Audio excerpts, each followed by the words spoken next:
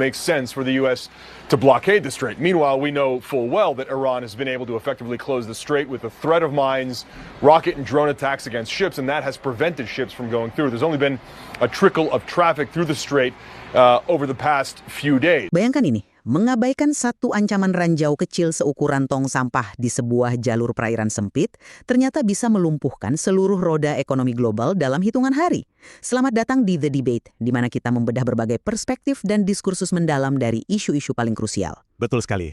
Dan hari ini, kita akan membongkar realitas keras dari dinamika kekuatan dalam konflik Amerika Serikat dan Iran. Khususnya ya dengan fokus pada kebuntuan di Selat Hormuz. Tepat.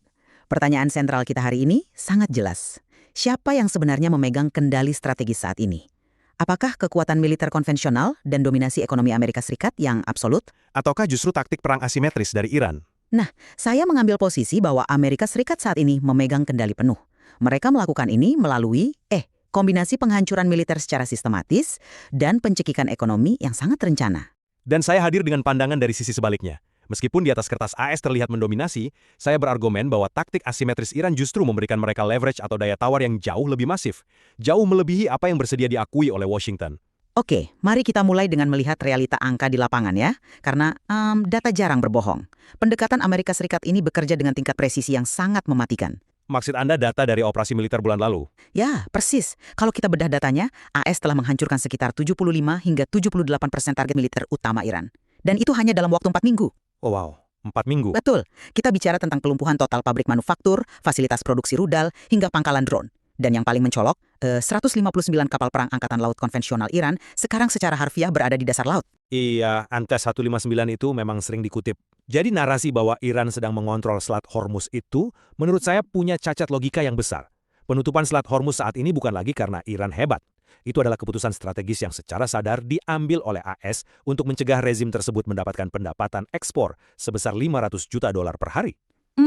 Saya paham kenapa angka 159 kapal yang tenggelam itu terdengar seperti sebuah kemenangan mutlak.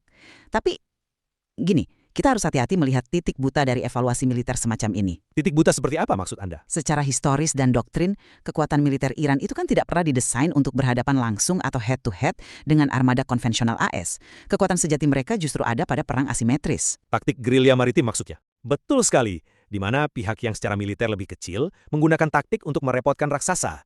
Anda bilang AS sengaja menutup selat, tapi kita nggak bisa menafikan fakta bahwa armada speedboat Iran dan ancaman ranjau laut mereka adalah alasan utama kapal komersial ketakutan. Tapi ranjau itu kan bisa dibersihkan oleh Angkatan Laut. Nah, itu masalahnya. Pentagon sendiri merilis perkiraan yang bikin merinding. Mereka bilang membersihkan ranjau di Selat Hormuz itu bisa makan waktu sampai 6 bulan. Kenapa? Karena AS sudah memensiunkan kapal-kapal penyapu ranjau khusus mereka. Saya tahu kemana arah argumen Anda. Iya, sekarang mereka terpaksa menggunakan apa yang disebut LST atau Landing Ship Tank. Sebentar, biar pendengar kita kebayang visualnya. LST itu pada dasarnya kapal angkut amfibi raksasa, kan? Yang fungsinya buat menurunkan tank marinir ke pandai? Tepat sekali. Bukan kapal bermanuver lincah yang didesain untuk mendeteksi bahan peledak. Bayangkan Anda disuruh membersihkan ranjau darat di jalan tol. Tapi bukannya pakai robot pendeteksi yang gesit, Anda malah disuruh menyetir bus gandeng. Menyetir bus gandeng di ladang ranjau. Analogi yang menarik. Kapal LST ini besar, lambat, dan sangat rentan dijadikan target. Itulah kenapa prosesnya diprediksi memakan waktu setengah tahun. Dalam kerangka perang asimetris, ini adalah sebuah kemenangan telak buat Iran. Oke, saya mengerti poin asimetrisnya. Tapi saya harus mengoreksi asumsi soal durasi 6 bulan tersebut. Laksamana pensiunan John Miller sudah memberikan bantahan yang sangat rasional soal ini. Oh ya, apa kata beliau? Beliau menekankan bahwa estimasi 6 bulan itu sangat kehilangan konteks operasional. Gini, AS tidak punya kewajiban untuk menyapu bersih seluruh dasar laut Teluk Persia dari ujung ke ujung. Dia bisa melintas aman dalam konvoi.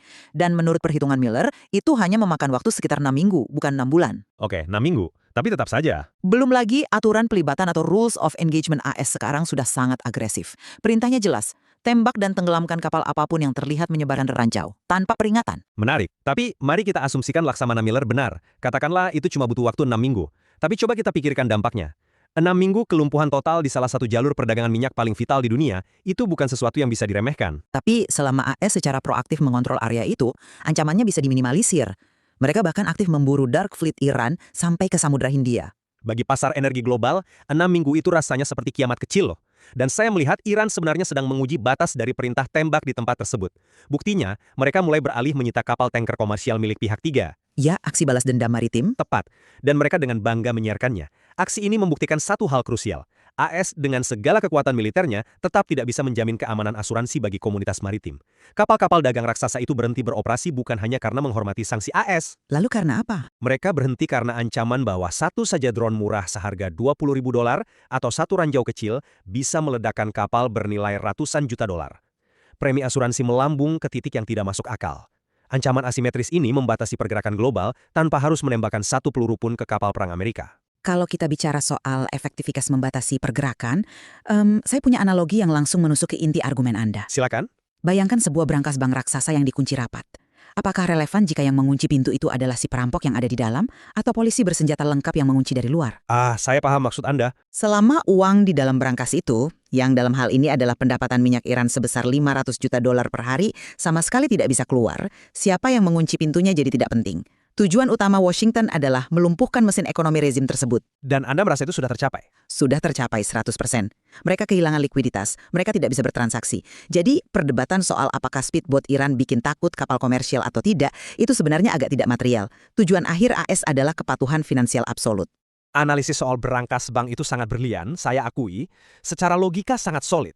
Tapi ada satu celah fundamental dalam skenario tersebut. Celah apa? Dalam analogi Anda, polisi yang mengunci bank itu tanpa sengaja juga telah memblokir persimpangan jalan raya utama di depan bank tersebut. Akibatnya, seluruh sistem logistik di kota itu runtuh. Disinilah letak daya tawar asimetris Iran yang sesungguhnya. Maksud Anda dampak globalnya? Betul, dampak blokade ini nggak cuma berhenti pada kerugian $500 juta per hari bagi Teheran, tapi merambat menjadi penderitaan berantai bagi pasar energi global. Harga bensin di pompa-pompa Amerika Serikat meroket gila-gilaan karena kepanikan rantai pasok ini.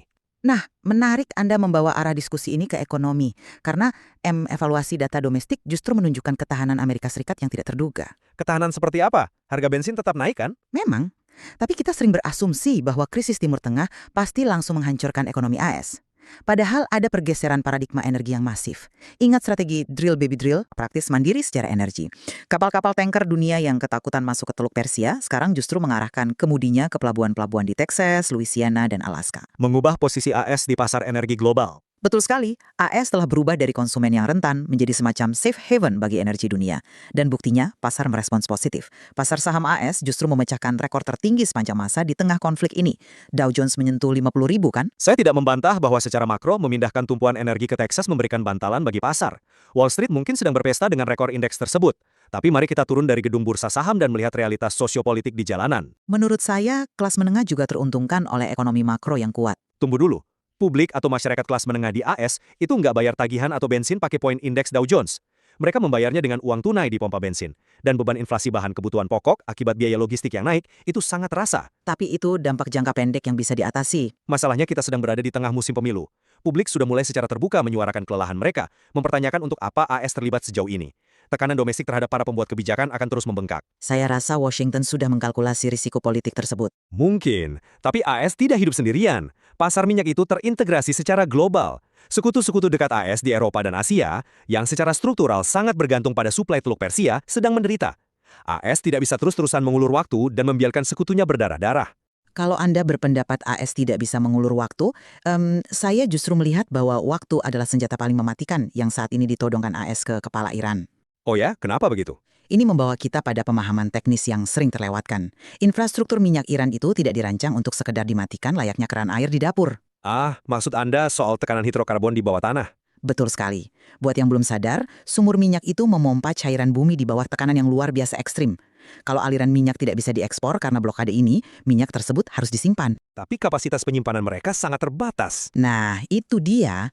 Iran tidak punya fasilitas storage yang cukup untuk menampung volume sebesar itu berbulan-bulan. Ketika tempat penyimpanan penuh, apa yang terjadi?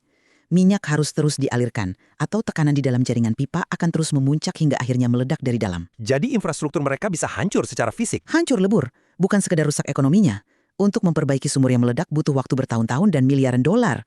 Jadi, yang berpacu dengan waktu menuju kehancuran mutlak itu adalah Teheran, bukan Washington. Saya sepenuhnya mengakui logika teknis di balik krisis tekanan infrastruktur minyak tersebut. Itu adalah blind spot atau titik buta yang brilian. Tapi ada satu kelemahan fatal dari argumen ini. Kelemahan di bagian mana? Logika fisikanya sangat jelas. Anda berasumsi AS sedang berhadapan dengan satu entitas pemerintahan yang rasional dan kohesif. Padahal, kebuntuan negosiasi ini terjadi karena kekacauan faksi di dalam tubuh elit Iran itu sendiri. Ada faksi garis keras di Garda Revolusi, dan ada faksi moderat. Yang keduanya sama-sama kehabisan uang. Uang mungkin habis, tapi faksi garis keras merasa mereka masih bisa memenangkan perang atrisi ini lewat teror maritim. Bahkan Washington sendiri merilis pernyataan bahwa mereka kebingungan. Mereka tidak tahu siapa sebenarnya pemimpin yang memiliki otoritas final di Iran saat itu. Tapi justru itu membuktikan. Pertanyaannya, bagaimana mungkin strategi tekanan maksimum Anda bisa membuahkan resolusi diplomatik kalau lawan bicara di seberang meja saja Anda tidak tahu siapa? Anda tidak bisa menandatangani traktat gencatan senjata dengan kekacauan. Dulu, fakta bahwa mereka sekarang berada dalam kekacauan kepemimpinan justru membuktikan bahwa strategi Amerika Serikat ini berjalan sempurna. Sempurna bagaimana? Tidak ada negosiator yang jelas. Ketika sebuah rezim tidak mampu memunculkan satu suara komando, itu adalah indikator utama dari keruntuhan institusional. Kampanye militer dan ekonomi AS telah sukses menghancurkan tulang punggung komando musuh. Tapi menghancurkan komando musuh tidak otomatis menghasilkan kepatuhan. Negara yang kasnya kering, angkatan laut konvensionalnya habis, infrastrukturnya diambang ledakan internal, dan pemerintahannya terbelah faksi, mereka sama sekali tidak memiliki posisi tawar yang sesungguhnya. AS hanya tinggal menunggu mereka runtuh sendiri. Sayangnya, menghancurkan kohesi komando musuh terkadang justru melahirkan monster yang jauh lebih tidak bisa diprediksi. Taktik asimetris itu berkembang biak paling subur di tengah desentralisasi loh. Maksudnya, faksi-faksi kecil bergerak sendiri. Tepat. Kalau komando pusat di Teheran runtuh, faksi-faksi kecil radikal yang menguasai pangkalan speedboat dan drone di pesisir tidak butuh restu diplomatik untuk melepaskan tembakan ke kapal komersial. Mereka cuma butuh niat untuk bikin kacau. Dan ada satu hal krusial lagi soal keunggulan AS. Soal apa itu? Persediaan amunisi. Laporan investigasi mendalam dari CNN baru-baru ini mengungkap fakta bahwa cadangan amunisi canggih tingkat tinggi milik AS mulai menipis secara mengkhawatirkan. Anda merujuk pada smart bombs dan rudal presisi tinggi? Betul. Operasi militer di minggu-minggu pertama yang menghancurkan 75% target itu memakan ribuan rudal mutakhir. Dan membangun rudal pintar itu tidak seperti mencetak peluru senapan, kan? Memang butuh rantai pasok kompleks. Butuh chip semikonduktor dan waktu produksi bertahun-tahun. Jadi AS sebenarnya juga berpacu dengan limitasi logistik militernya sendiri. Itulah sebabnya saya bersikeras, leverage Iran hari ini bukan diukur dari berapa banyak kapal besar yang mereka punya, tapi dari kekacauan yang bisa mereka sebar. Diskusi yang sangat tajam hari ini telah memaksa kita membongkar lapisan demi lapisan dari krisis yang luar biasa kompleks ini. Kalau saya harus merangkum dari sisi saya, evaluasi logis tetap menunjukkan Amerika Serikat memegang supremasi yang menentukan. Dengan kombinasi militer dan ekonomi tadi ya? Betul. Kombinasi mematikan antara daya hancur militer konvensional, kemampuan memutus urat nadi kas negara secara presisi, dan kekuatan ekonomi domestik AS.